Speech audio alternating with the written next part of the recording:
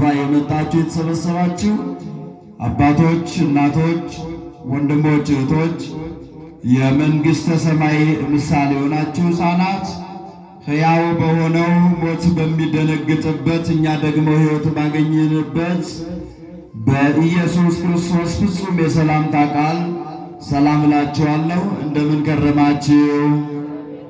እንደምን አደራችሁ? እንደምን ስለዚህ ሰዓት ደረሳችሁ? ይመስገን ብለን ስሙን እንድንጠራ ብዙ ውዝግብና ለእግዚአብሔር ከማይመች መንገድ ከዓለም ለይቶ ሕይወት የሆነው ቃሉን እንድንሰማ የመረጠን የረዳን አምላከ ቅዱስ ሚካኤል ቅዱስ እግዚአብሔር ስሙ ይክበር ይመስገን። እናታችን ንጽሕተ ንጹሐን ቅድስተ ቅዱሳን ድንግል ማርያም በአማላጅነቷ ዘወትር ስለምትጠብቀን ሊቃውንቱም በማኅሌት በሰዓታት ጠርተው የተባረኩባት የመስቀል ስር ስጦታችን ደግሞም ስንጸልይ ምዕራገ ጸሎት መሆኗን አልቦ ጸሎት ወአልቦትን ባሌን በሌኪ ማርያም ዘየዐርግ ሎአሌ ብለው እንዳመሰገኑ እኛም ትውልድ ነን እናመሰግናታለን። የጌታ እናት ንጽሕተ ንጹሐን ቅድስተ ቅዱሳን በሐሳቧ ድንግል ባልዮ በነቢዩ በገቢር ኃጢአት የሌለባት ንጹሕ አማናዊት ኪሩብ ድንግል ማርያም ስሟ የተመሰገነ ይሁንልን። እንድንሰበሰብ በዛሬው ዕለት ስሙን ጠርተን በሐዲስ ኪዳንም ለእስራኤል ዘሥጋ አሻጋሪ የሆነ በብሉይ ኪዳን ለእስራኤል ዘሥጋ አሻጋሪ የሆነ በአዲስ ኪዳንም ደግሞ እኛን ልጆቹን የሚጠብቀን መጋቤ ብሉይ ቅዱስ ሚካኤል መኑ ከመ አምላክ እንደ እግዚአብሔር ያለ ማንም የለም እያል መሐሪ ነውና ምሕረቱ እንዲበዛልን እንዲያማልደን በስሙ ተሰብስበናል። የመልአኩ የቅዱስ ሚካኤል አማላጅነት ከሁላችን ጋር ይሁን። እንግዲህ ቅድም ማኅሌቱን እየሰማችሁ ነው፣ ሊቃውንቱ ማኅሌቱን እየቆሙ አሁን ደግሞ ሰዓቱ የወንጌል ሰዓት እንደመሆኑ ለጥቂት ደቂቃ እንማማራለን። የምንማማርበት የትምህርታችን ርዕስ የሚሆነን በፊቱ ተጠንቀቁ በሚል ኃይለ ቃል እንማማራለን። እስቲ ይህንን ቃል ጌታ መንፈስ ቅዱስ በልባችን እንዲጽፍልንና ሕይወት እንድናፈራ ደግሞም እንድንባረክበት ከፍ ባለ ድምፅ እንላለን። በፊቱ በሉ እስቲ። አይሰማም ድምፃችሁ። በፊቱ በሉ። ተጠንቀቁ። እስቲ ወንዶች ብቻ በፊቱ በሉ። ተጠንቀቁ። እህቶችና እናቶች ደግሞ በፊቱ በሉ። ተጠንቀቁ። እንድንጠነቀቅ አምላከ ቅዱሳን ይርዳል። ይህንን ኃይለ ቃል የምናገኘው በኦሪት ዘጸአት ምዕራፍ 23 ቁጥር 21 ላይ የተጻፈ ሕያው ቃል ነው። ቃሉን የተናገረው ሰማይና ምድርን የፈጠረ ጌታ የሁላችን አባት እግዚአብሔር ነው። የተናገረውም ደግሞ ለሙሴ ነው።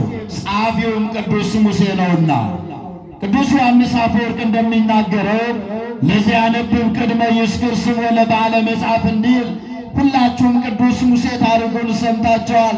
ቅን የእግዚአብሔር ሰው ደግሞም ራሱን ዝቅ አድርጎ ከፍታን ያገኘ በእግዚአብሔር የተባረከ በእግዚአብሔር ፊት ሞገስን ያገኘ እስራኤልን እንዲያሻግር እግዚአብሔር የመረጠው ታላቅ ሰው ነው ቅዱስ ሙሴ። ማን አልኳችሁ? ጥሩት፣ በረከት ስላለው ነው። ማን አልኳችሁ? ቅዱስ ሙሴ። ስለዚህ ቅዱስ አምላካችን እግዚአብሔር ይህንን ኃይለ ቃል ከሙሴ ጋር ሲነጋገር እስራኤላውያን በዚያ በግብፅ ባርነት ውስጥ በነበሩ ሰዓት ብሎ ይጀምራል ታሪኩን ሲጽፍ ቅዱስ ሙሴ። ኦሪት ዘጸአት ምዕራፍ 1 ጀምሮ ስታነቡ እስራኤላውያን በእግዚአብሔር ሐሳብ በእግዚአብሔር አምልኮ የጸኑ ሕዝብ እንደነበሩ ይነግረናል። ነገር ግን በአንድም በሌላም መንገድ በረሃብ ምክንያት ያዕቆብና ነገደ ያዕቆብ ወይ ደግሞ እስራኤል የተባለ ያዕቆብ ስሙ እስራኤል ነውና የእርሱ ነገድ 70 ነፍሳት ወደ ግብፅ ወረዱ ይለናል። በዚያ በነበሩበት ሰዓት ግብፅን በበረከት ሞልተው ነበረ። በዘመኑ የነበረው ንጉሥ ከዮሴፍ ጋር መልካም አገልግሎት ሲያገለግል ነበረ። ንጉሥ ያልፋል ይሻራልና ከዘመናት በኋላ ያዕቆብም አርፎ ሌላ እስራኤል ታሪካቸውን የማያውቅ ንጉሥ ነገሰ። ሌላ ፈርዖን ነገሰ ይለናል።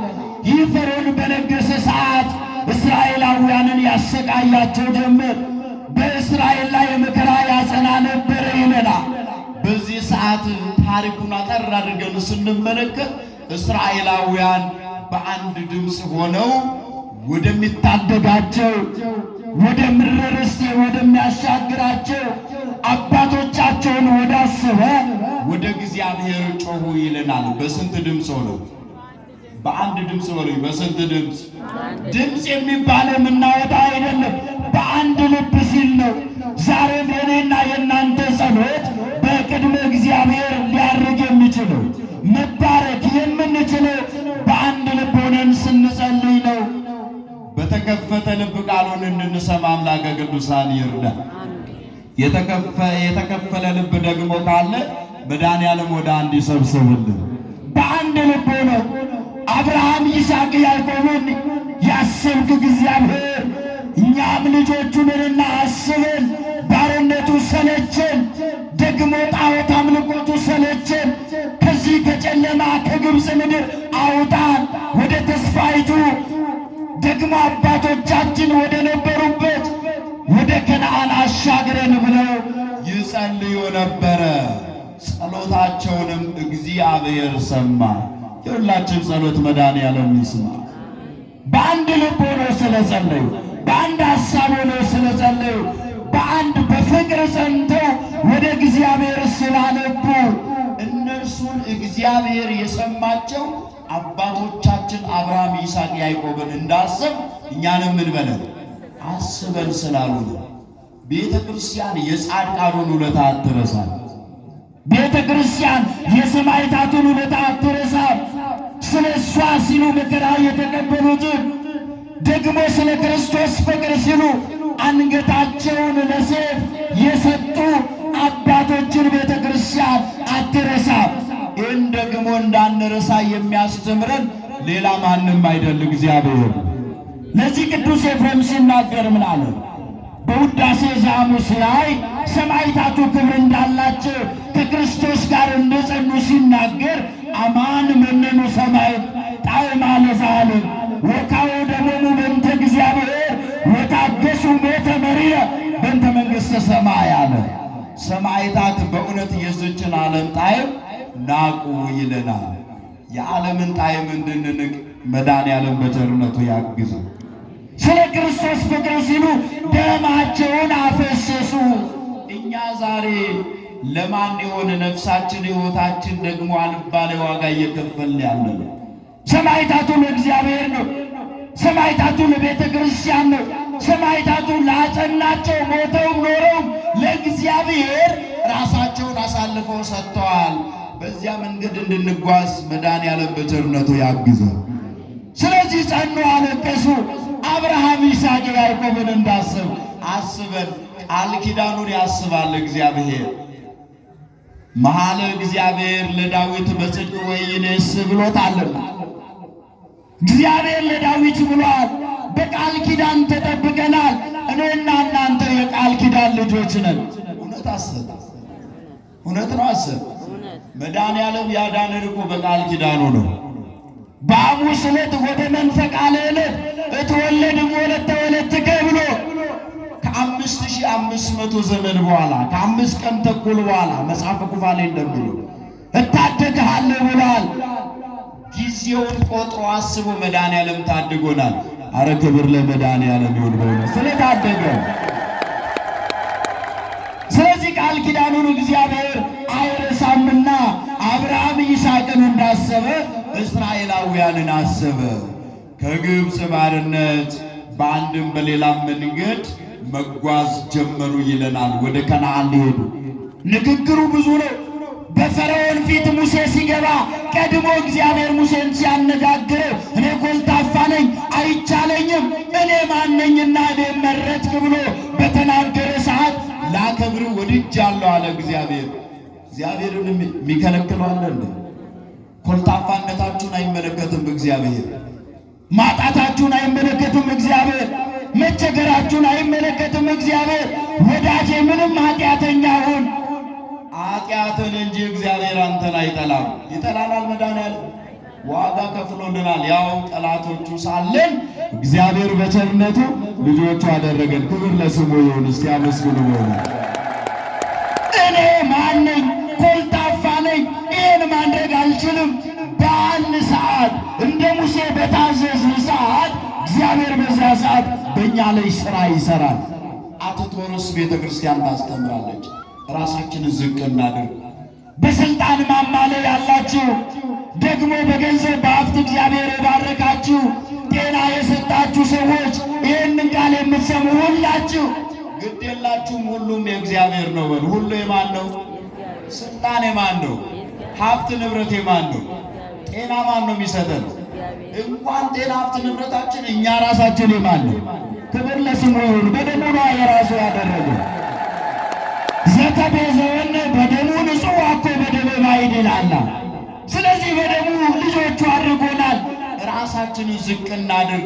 እኛ ቀና ያለው መድኃኒዓለም በመስቀል ላይ ዝቅ ብሎልን ነው። ስለዚህ ግድ የላችሁም። ዛሬ አለን ብለን የምንኩራራበት ነገር ሙሉ ከመቃብር በኋላ ይከተለናል። ሀብታችን ይከተለናል። ዲግሪ ማስትሬታችን ይከተለናል። ዘመድ ወገኖቻችን ይከተሉናል። ለጊዜው እንደው እኔም ልሙት ምናምን ብለው ሊሉ ይችላሉ። ግን እንደው መድኃኒዓለም መጥቶና ትሞታለህ ቢባል ምንድን ነው የሚሉት? አይ እንደው ትንሽ ልቆይ አንልም። ስለዚህ ለጊዜው ያለን ነገር ሁሉ ሙሴ በእግዚአብሔር ፊት ቆመ። እኔ ማነኝ አለ። እንዲህ ባሉት ላይ መድኃኒዓለም ሥራ ይሠራል። ራሳቸውን ዝቅ ባደረጉት ላይ መድኃኒዓለም ከእነርሱ ጋር ይሆናል። ስለዚህ ዝቅታን እንማር ክርስቲያኖች። ዝቅ ብሎ መኖርን በሕይወታችን ቀና እንድንል ያደረገን መድኃኒዓለም ነውና፣ ስለዚህ እንዲህ አለ፣ እኔ ካንተ ጋር ነኝና አትፍራ። ከእግዚአብሔር ሐሳብ ውጪ የምንኖር ሰዎች እግዚአብሔር ከኛ ጋር አይደለም። እግዚአብሔር ከኛ ጋር የሚሆነው ንስሐ ስንገባ ስንመለስ ነው። የበደለ ሲክስ ነው። ደግሞ ንስሐ ስንገባ ሥጋውን ስንበላ ደሙን ስንጠጣ እግዚአብሔር ከኛ ጋር ይሆናል። ይህን እንድናደርግ በቸርነቱ ያግዘን። ስለዚህ ተናገረ እግዚአብሔርና ሙሴ ተነጋገሩ። ይሁን ሁሉን ተቀበል። ስለ ስምህ እንኳን ቢጠይቀኝ ማን ብዬ ልንገረው ለፈርዖን ባለው ሰዓት ዘሃሎ ወይ ሄሉ ያለና በሉ እስቲ የሚኖር ግዴላችሁ ከፍ አድርጋችሁ በሉ ያለና የሚኖር። ይህንን አይነ ቃል በውዳሴ ማርያማችን ላይ አለ። ሊቃውንቱ ያግዙኛል። ዘሃሎ ወይ ሄሉ ዘመጻ ወካይበ ይመጽእ ኢየሱስ ክርስቶስ እያለ ሊቁ ቅዱስ ኤፍሬም ደርሶታል። በመጽሐፍ የተጻፈ ውዳሴ ማርያማችን በመጽሐፍ የተጻፈ ነው። ቅዳሴያችን ከመጽሐፍ የወጣ ሐሳብ የለው። ሰዓታታችን ከመጽሐፍ ቅዱስ የተያያዘ ነው። ያለመማር ታዲያ የቤተ ክርስቲያን ችግር እኮ አይደለም፣ የእኛ ችግር ነው አይደል? እንደው ግዕዙን አለማወቅ የእኛ ችግር ነው። ውጪ እንጀራ ልንበላበት እንግሊዘኛውን እንደው እዚህ ስዋን ዛትዋን ምናምን እያለን ሸመድዳለን። የእኛን ቋንቋ የሆነ ቤተ ክርስቲያን ግዕዙን እንገፋለን። ያኛው ስጋዊ እንጀራ ለነፍሳችንስ አላክ ሲላቸው ግራ ሲገባቸው፣ አንዳንዱም ደግሞ አሁን ስናይ እንደው ሚኒስትሪው ምኑም ከብዶት ወደቅ ሲል ኢየሱስ ጌታ ነው ብሎ ቢወጣ በዝቷል። ግድ የለም ወዳጄ፣ ሳይማሩ ማስተማር የለም። ቤተ ክርስቲያን ስርዓት አላት። ቁጭ ብሎ መጀመሪያ ከመጠምጠም ምን ይቅደም ምን ይቅደም አይ ትሉታላችሁ። እዚህ አባቶችን አይታችሁ ምርታችን ግድ የላችሁም። እዚህ ያልተማረ የለም። እዛ በየመርካቶ ምናምን ሰፈር የምታዩት ነው እንጂ እዚህ የተማረ ነው ሁሉ። ግድ የላችሁ። ካህናት ናቸው። የክብር ክህነት ሳይሆን የአገልግሎት። ከመጠምጠም ምን ይቅደም? መማር ይቅደም። መማር ነው። ከማስተማር በፊት ቀድሞ መማር ይገባል። ስለዚህ ቤተ ክርስቲያናችን በውዳሴዋ የምትሰብከው ወንጌልን ነው። ስለዚህ ዘሃሎ ወይ ሄሉ የመጀመሪያው ስመ እግዚአብሔር በመጽሐፍ ቅዱስ ለሙሴ የተገለጠው ያለና የሚኖር በሉት እስቲ በሉ ከፍ አድርጋችሁ ያለና በሉ የሚኖር እርሱ እግዚአብሔር ነው። ከፍ አድርጋችሁ አመስግኑ። ያለና የሚኖር ዘመን የማይቆጠርለት እግዚአብሔር ነው። ሙሴ ይህንን ስም ያዘና በፈርዖን ፊት ቆመ። አሁን ያፍራል ወይ? የእግዚአብሔርን ስም ይዛችሁ ተሰደዱ፣ የእግዚአብሔርን ስም ይዛችሁ ተራቡ። እግዚአብሔር ከሁላችን ጋር ይሁን። አሜን።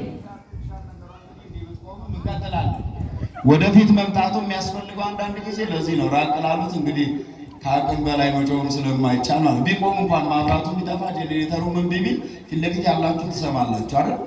ይሰማል አይደል? እግዚአብሔር ከሁላችን ጋር ይሁን። ስለዚህ የእግዚአብሔርን ስም ይዞ ያፈረ የለም።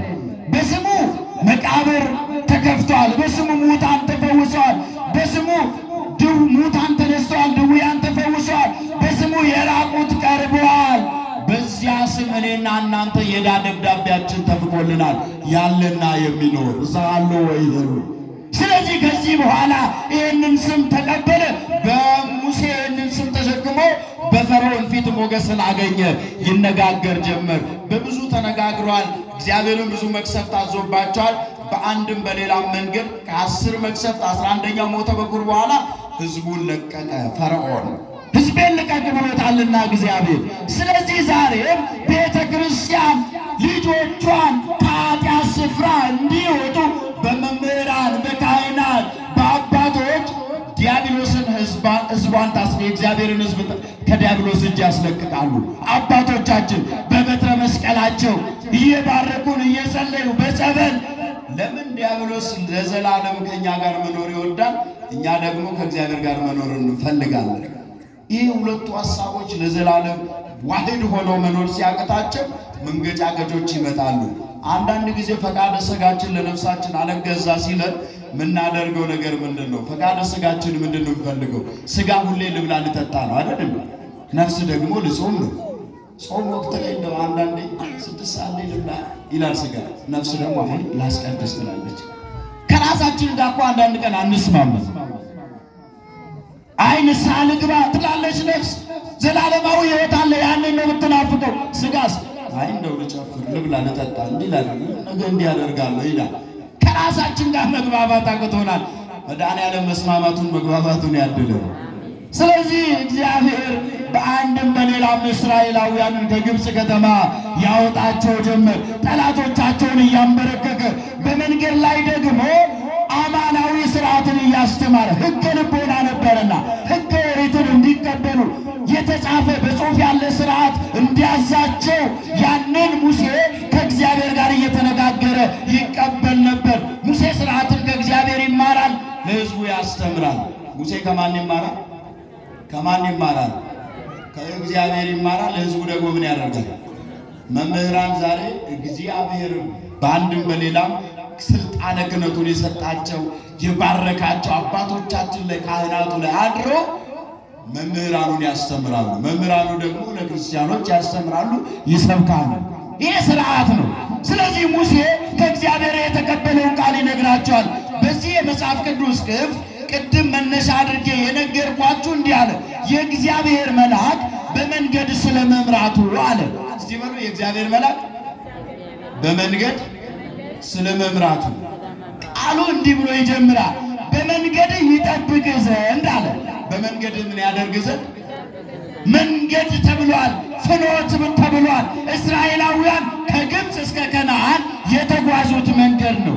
ያ በእኔና በእናንተ ሕይወት ውስጥ መንገድ የሚለው የራሱ ትርጓሜ ያለውና መጀመሪያ ግን የእስራኤላውያን በመንገዳቸው የተጠበቁትና ወደ ስፍራ የገቡት እንዴት ባለ ሁኔታ ነው ብለን ስናይ ኦሪት ዘጸአት 23:20 ላይ እግዚአብሔር ለሙሴ ትእዛዝን ሰጠው።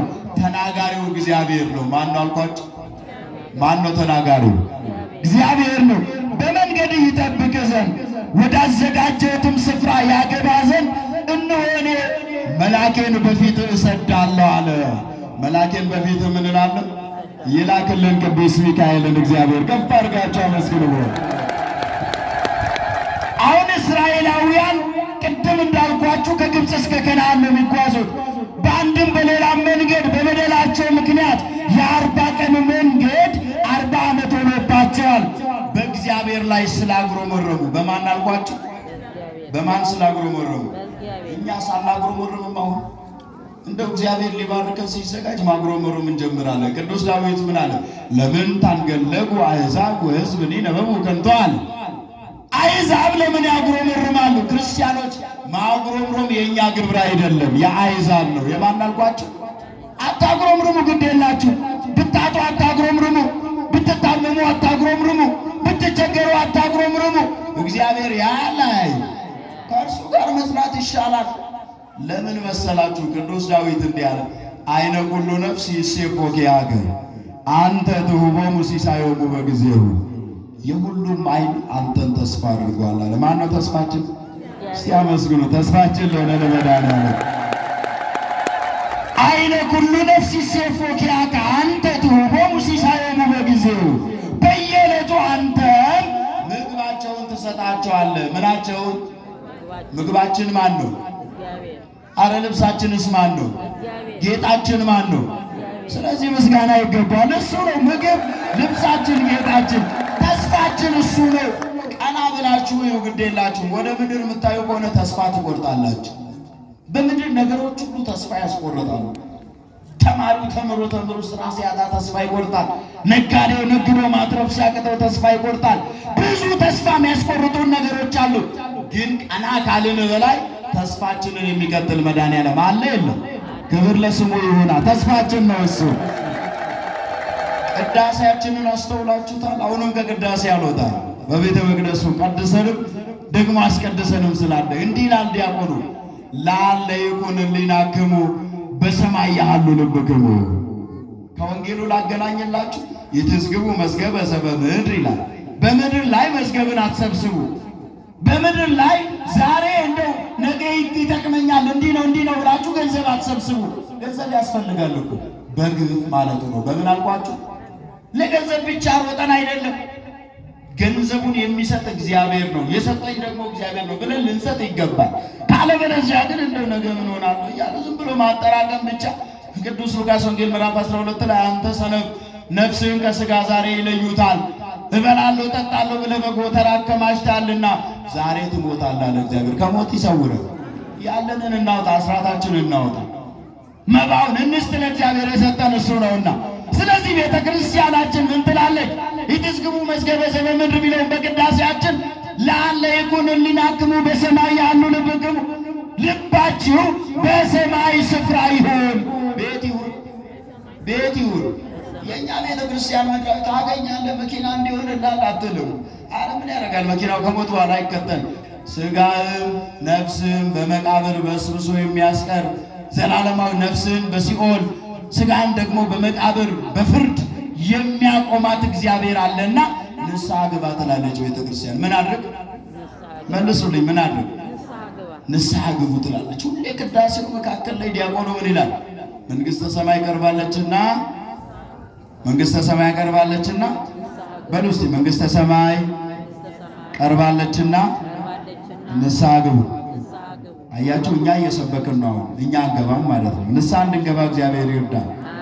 ስለዚህ ንስሐ እንድንገባ ሕይወት እንድናገኝ እረፍት እንድናገኝ እንድንባረክ ዘላለማዊ ሕይወት ከሞት በኋላ ያለውን ሕይወት እንድንኖር ነው ቤተ ክርስቲያን ዘወትር የምትቀሰቅሰን። ስለዚህ በሰማይ ያለው ስፍራን አስቡ። በሰማይ ፍቅር አለ፣ በሰማይ አንድነት አለ፣ በሰማይ መራብ መጠማት የለም። በሰማይ እንደ ቅዱሳን መላእክት ምስጋና ነው። በሰማይ በዘር በጎጥ በጎሳ መከፋፈል የለም። በሰማይ በቋንቋ መታበይ የለም። በሰማይ ዘላለማዊ እረፍት ነው ያለው ብሏል ባለቤቱ። ስፍራ ላዘጋጅላችሁ እሄዳለሁ አለ። ምን አልኳችሁ? ስፍራ አለን የለንም ክርስቲያኖች? ታዲያ አሁን እንደው ቤት የሌላችሁ ስለ ቤት ለምን ታማርራላችሁ?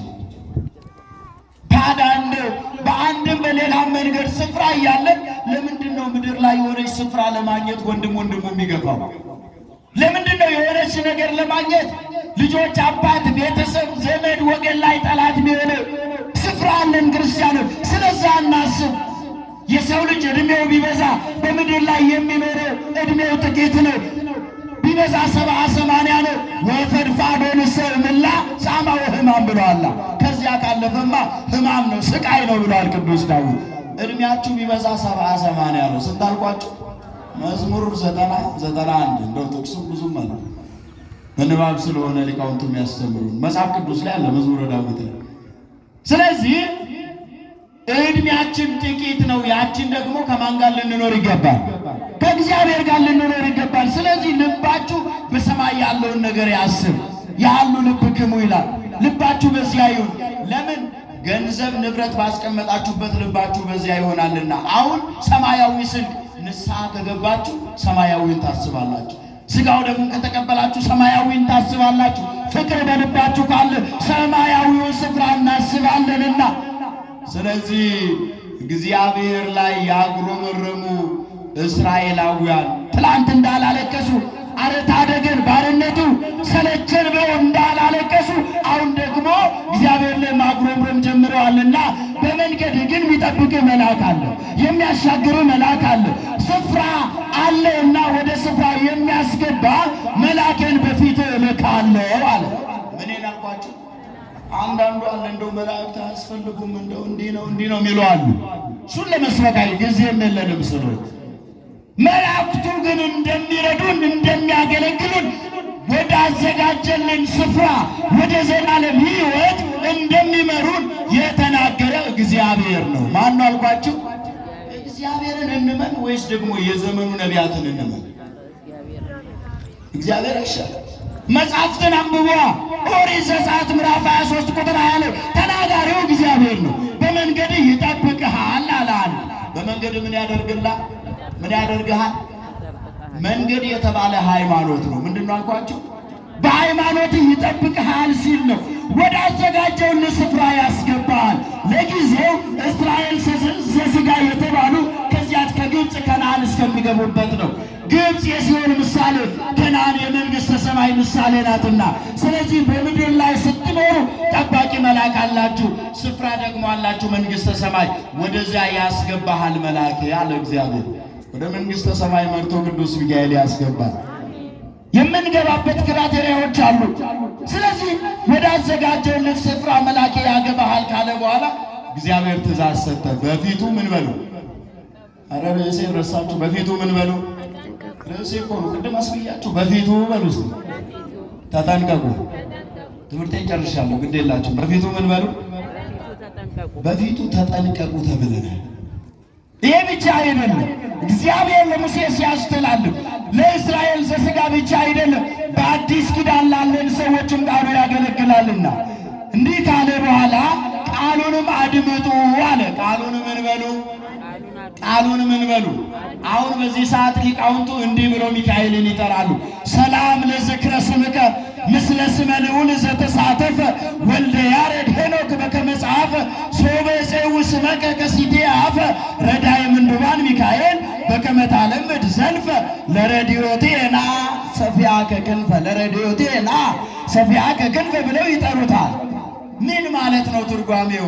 እነ ሄኖክ ቅዱስ ሚካኤል እንዴት እንደባረካቸው ያውቃሉ።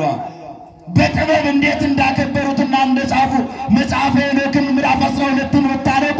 ደግሞ ረዳየ ምንዱባን ሚካኤል ለተቸገሩት የምትረዳ ሚካኤል።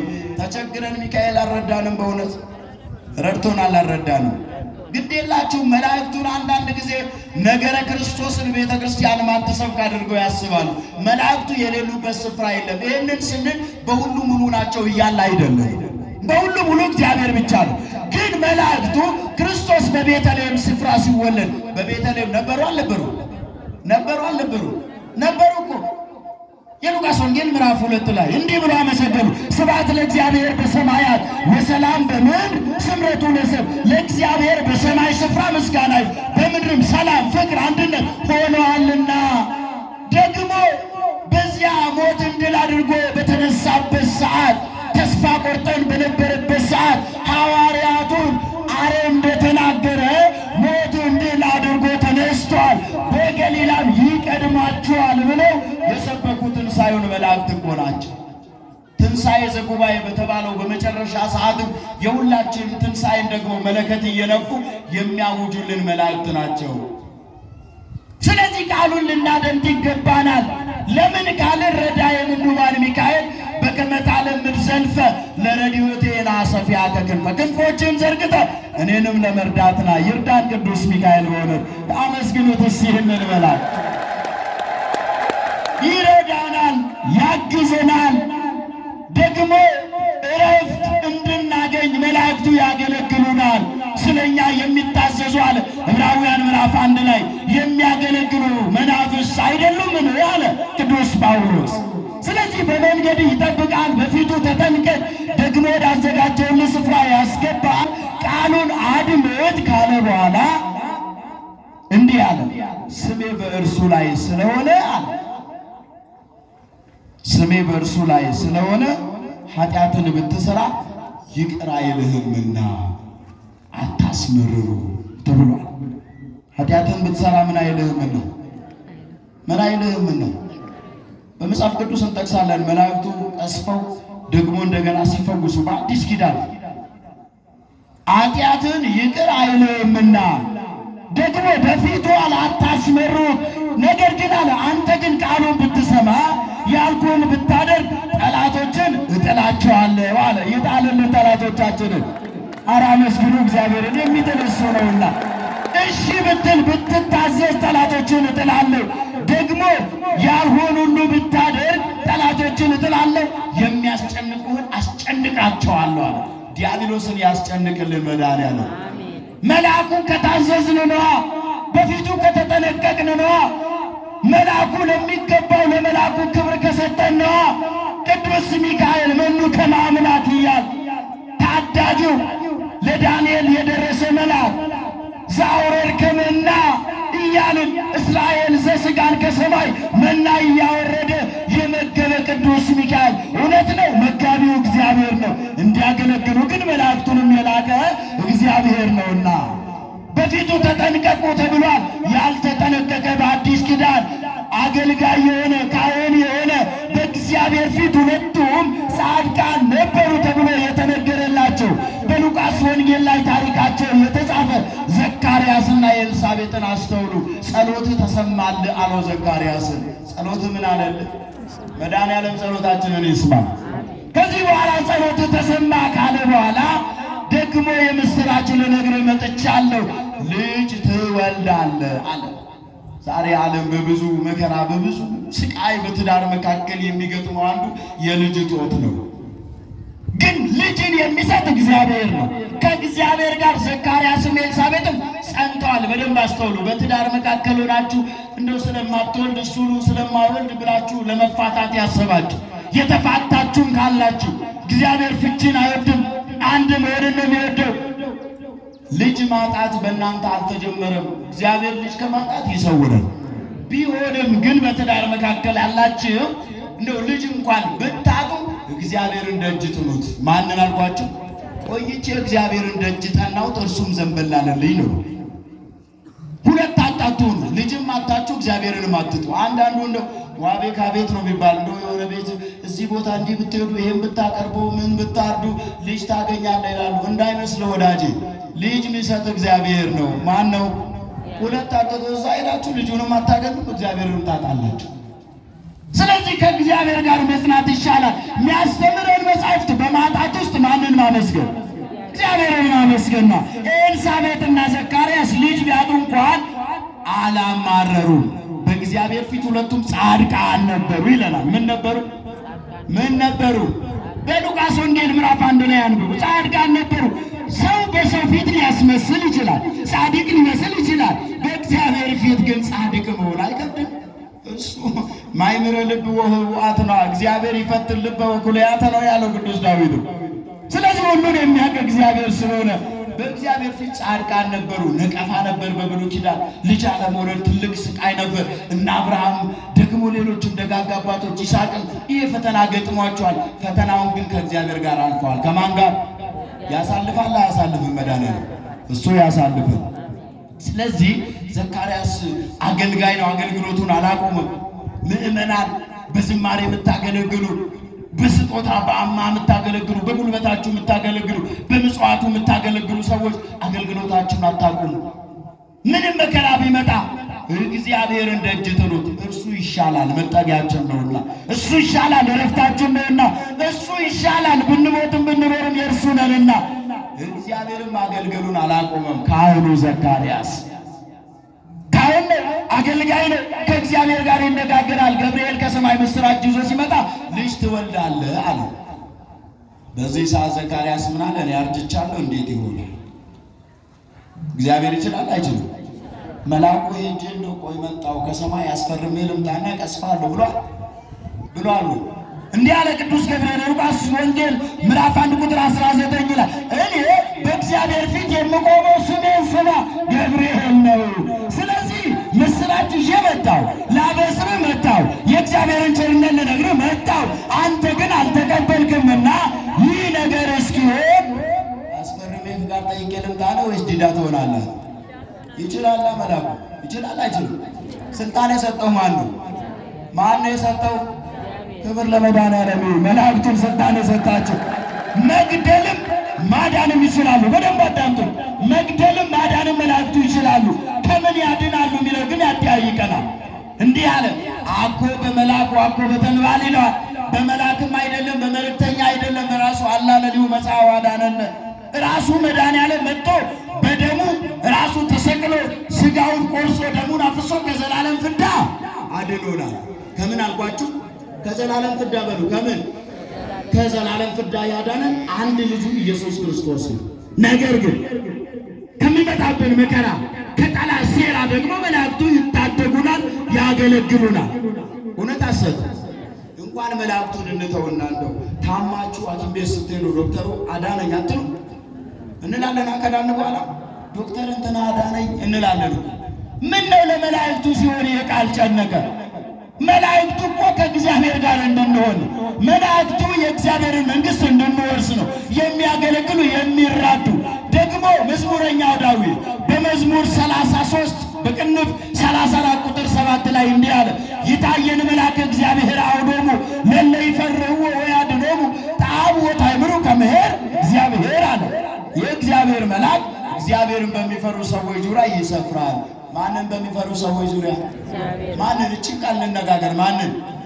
እግዚአብሔርን ከፈራን መላእክቱ ይጠብቁናል። አሁን ማንን ፈርተን እንደዚህ የመጣ ነው? የመልአኩ የቅዱስ ሚካኤል የሚጠራበት እግዚአብሔር የሚመሰገንበት ቤት። እውነት አሰብ እዚህ የሚደረሰው ማህሌት በሁሉ ቦታ አንድ ነው፣ አንድ አይደለም።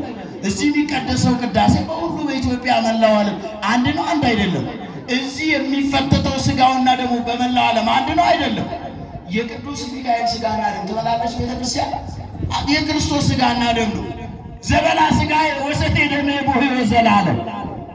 አስተምሮቷ አንድ፣ ስርዓቷ አንድ። በመላእክቱ ስም ታዲያ ቤተክርስቲያን ቢጠራ ምን ችግር አለው? የምናምን ቸርች ምናምን ይባላል። የምናምን የሚሉትን ተውና በመልአኩ ስም ይጠራ አይሻልም? በቤቴ ውስጥ የዘላለም ስም ሰጣቸዋለሁ ብሏል። ደግሞ እንዲህ ያለ እግዚአብሔር ቅድም ባነበብኩላችሁ ኦሪት ዘጸአት 23:21 ላይ በፊቱ ተጠንቀቁ ስሜ በእርሱ ላይ ነው አለ። በሚካኤል ላይ የእግዚአብሔር ስም አለ። የማን ስም? አበዛው መሰለኝ 30 ደቂቃ ነው ሰዓቴን እያየሁ ግን ትምህርቴን ልጨርስ። ሌላ ብዙ ልማታዊ ስራዎችም ስላሉ አባቶቻችንን ቡራኬ መልእክት ያስተላልፉልናልና የእግዚአብሔር ስም በሚካኤል ላይ አለ። እውነት አሰብ ሚካ፣ ገብር፣ ሩፋ ምን ናቸው? እነዚህ የመላእክቱ ስም ናቸው። ኤል ብለን የምንጠራው ደግሞ የእግዚአብሔር ስም ነው። አማኑኤል ብሂል እግዚአብሔር ምስሌነ። አማኑኤል ማለት እግዚአብሔር ከኛ ጋር አለ ማለት ነው። ሚካኤል ማለት እግዚአብሔር ከኛ ጋር አለ ማለት ነው። አረ ለመላእክቱ ስም ይገባል ምስጋና፣ እግዚአብሔር ከነርሱ ጋር ስላለ። ትርጓሜው እንዲህ ነው፣ ከመላእክቱ ጋር ያለ እግዚአብሔር ነው። ራሱ አለ እኮ ስሜ በእነሱ ላይ አለ። የእግዚአብሔር ስም ለተጻፈው ክብር እንሰጣለን አንሰጥም? እንሰጣለን አንሰጥም? ፊልጵስዩስ ላይ ምን አለ? እንዲህ አለ ወስሙ ለእግዚእነ ኢየሱስ ክርስቶስ ብሎ ካነሳ ስሙን ከጠቀሰልን ካስተማረ በኋላ ጉልበት ሁሉ አለ ጉልበት ሁሉ ለኢየሱስ ክርስቶስ ስም ይንበርከክ አለ። ለማን ስም? ለማን ስም? መልሱልኝ። ኢየሱስ የሚለውን ስም እንደማናውቀው አድርጎ የሚሰብኩ አሉ። አሁን ወደ እሱ አልገባም። ኢየሱስን ከነተግባሯ ኢየሱስን የምትሰብክ ቤተክርስቲያን እጅ ናት። ኢየሱስን ግን አትሰብክም። በደንብ አስተውሉ። ይህ አፍራሽ ነው። አንድም ደግሞ ይላሉ ሊቃውንቱና ኢየሱስ የሚለውንና ኢየሱስን እንለየው። ሱስ የላትም፣ ኢየሱስ የሚል ስም የላትም። ኢየሱስ ቢል ግን ለነፍስም መድኃኒተ ሥጋ ወነፍስ ነው። ለምን እንዲህ ብለው ይጠሩታል እኮ በኪዳን አምላከ ብርሃን ወላደ ሕይወት ርሱን ለአእምሮ ዋቤ ጸጋ ዘምጸጋ ፍጹም ውእቱ ይላሉ። ደግሞ በመርገፉ ቃል ኢየሱስ ክርስቶስ ጥዑመ ስም ለዘይጼዎ ኢየሱስ ክርስቶስ ኅብስተ ሕይወት ለዘይበልዑ እያሉ ይጠሩታል። ቅድም እንዳልኳቸው ግዕዙን አለማወቅ የእኛ ችግር። ስለዚህ ቤተ ክርስቲያን ኢየሱስ የሚለውን ስም ከመልአኩ ከቅዱስ ገብርኤል የሰማችሁ ከማን? አሁን ከመጣው ፓስተር አይደለም። ስለዚህ የእግዚአብሔር ስም መላእክቱ ላይ አለ። ስለዚህ ክርስቶስ ምን አለ? ቅዱስ ጳውሎስ ሲጽፍ ጉልበት ሁሉ ለኢየሱስ ስም ይንበርከክ አለ። አሁን ለታቦቱ ስንሰጥ በደንብ አስተውሉ። የማን ስም ነው የተጻፈበት? የኢየሱስ ክርስቶስ ስም። አልፋና ኦሜጋ ሚለው የኢየሱስ ክርስቶስ ስም ነው። እውነት ነው፣ ለአብም ለመንፈስ ቅዱስ ይሰራል አልፋና ኦሜጋነት። ግን በዘመናት በሥጋ የተገለጠ ሰዎች አይሁዳውያን ሩቅ ብእሲ ብለው የተናገሩት ያላመኑት ኢየሱስ ክርስቶስ ስለሆነ እርሱ አልፋና ኦሜጋ ነው። ታቦቱ ላይ የተጻፈ ለዚህ ስም እንሰግዳለን። አንሰግድም? ክብር ለስሙ ይሁን፣ ለዘላለም እንሰግዳለን። ያረፍንበት ስም ነውና። ስለዚህ በሚካኤል ላይ የእግዚአብሔር ስም አለ። ረድቶናል። ሚካኤል አግዞናል። ቅዱሳን መላእክት ያግዙናል። ቅዱሳን መላእክት ያማልዱናል። እስከ ዛሬ ድረስ ጠብቀውናል፣ ወደፊትም ይጠብቁናል። በተለይ ቅዱስ ሚካኤል ሩሩ መልአክ ለሁላችን የሚደርስ በብሉይ ኪዳን እስራኤልን ወደ ዕረፍት ስፍራ ያሻገራቸው እኔና እናንተንም በአዲስ ኪዳን ስሙ ገናና የሆነ ይህንን መልአክ እየጠራን ወደ መንግሥተ ሰማይ ወደ ንስሐ ደግሞ እየመራን እንዲያሻግረን የመልአኩ ምልጃ ከሁላችን ጋር ይሁን። ያስተማረን የመከረን የገሰጸን ቅዱስ እግዚአብሔር ስሙ የተመሰገነ ይሁን። በሰማነው ቃል ሰሚዎች ብቻ ሳንሆን ሰምተን ንስሐ ገብተን ሥጋው ደግሞ በልተን ጠጥተን ሕይወት እንድናገኝ አምላከ ቅዱሳን ይርዳን። አምላከ ቅዱስ ሚካኤል በጠብቆቱ አይለየን። ቅዱሳን መላእክቱ አማላጅነት ከሁላችን ጋር ይሁን። ወስብሐት ለእግዚአብሔር ወለወላዲቱ ድንግል ወለመስቀሉ ክቡር። ይቆየን።